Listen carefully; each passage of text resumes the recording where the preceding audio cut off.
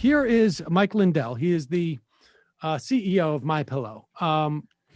Longtime listeners of this program will remember that I had pointed him out when I was covering the debate between Clinton and Trump in Las Vegas.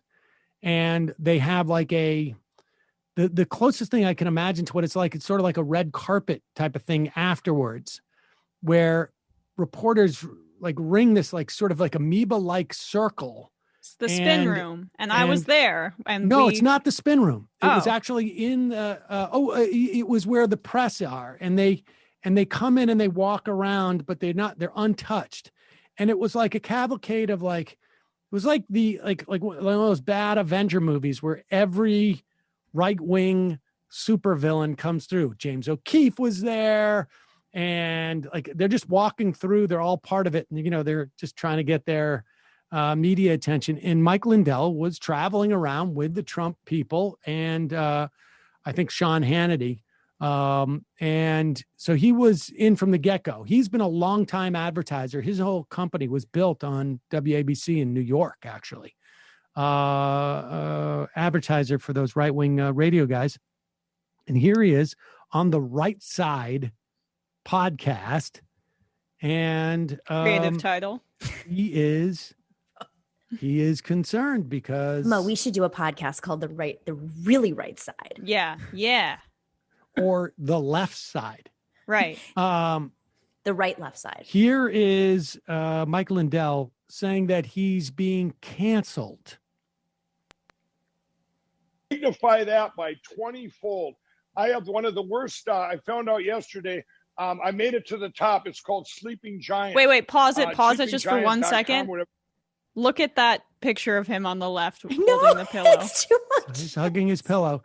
And he is complaining. This guy's a multimillionaire complaining about a Twitter handle called Sleeping Giants. I have one of the worst. I found out yesterday. I made it to the top. It's called Sleeping Giant. Sleepinggiant.com, whatever. They're a watchdog group that claim to be.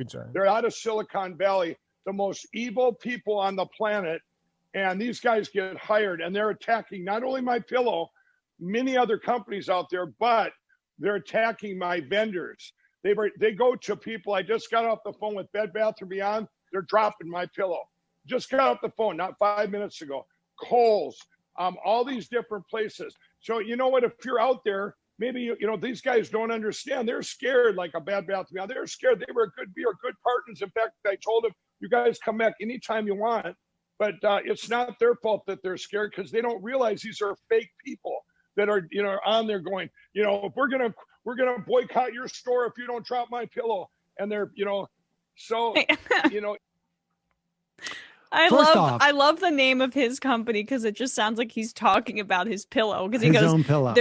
My vendors are dropping MyPillow. I'm like 66% off. My blankie. With the coupon code RSBN is scrolling underneath him as he's saying this. It's literally like a paid ad. He used QAnon as a promo code. Did you know that? Yeah. Oh my God. But I could be wrong. Thing. This whole economic boycott, I guess, mechanism, people should understand this was pioneered by his people. And literally, I'm talking like right-wing Christian organizations pioneered this.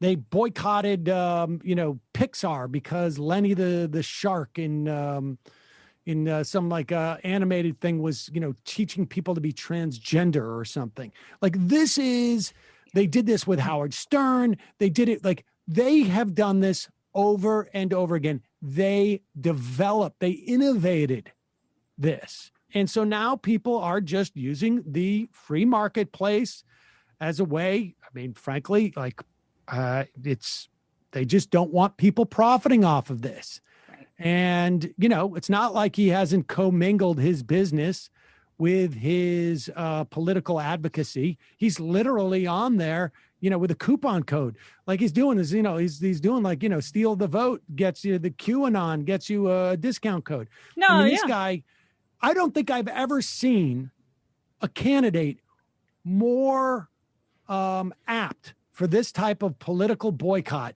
than MyPillow. I mean, it's like, I think it's perfectly legit to do this at any time.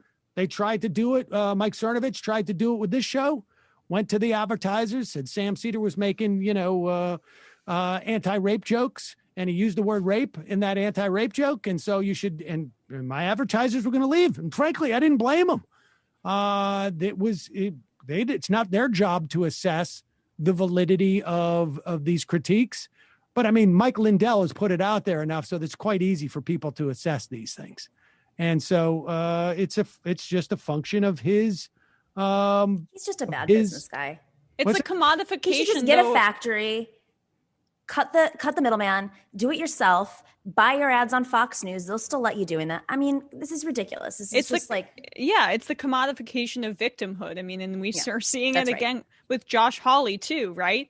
Like, oh, woe is me. I'm going to go on Fox and whine about my book not getting published. Just kidding. The publisher is offloading it to a subsidiary where it's still going to get published. Like, now he's drummed up more interest in his book. And now he is a victim of the woke left that's canceling him. And so then people are going to be more motivated to buy MyPillow, buy Josh Hawley's book.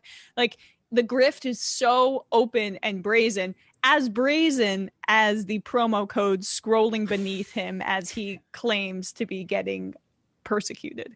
Are there like consultants who do this? Because it's just so genius.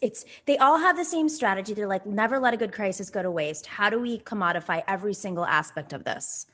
There's got to be somebody who's like, this is how you do it. And now there's a Josh Hawley MyPillow package. They're going to do an infomercial. No, I'm kidding. I was going to say, that's borderline absolutely possible. Is it beyond you, Emma, possible. that's the consultant? Beyond possible.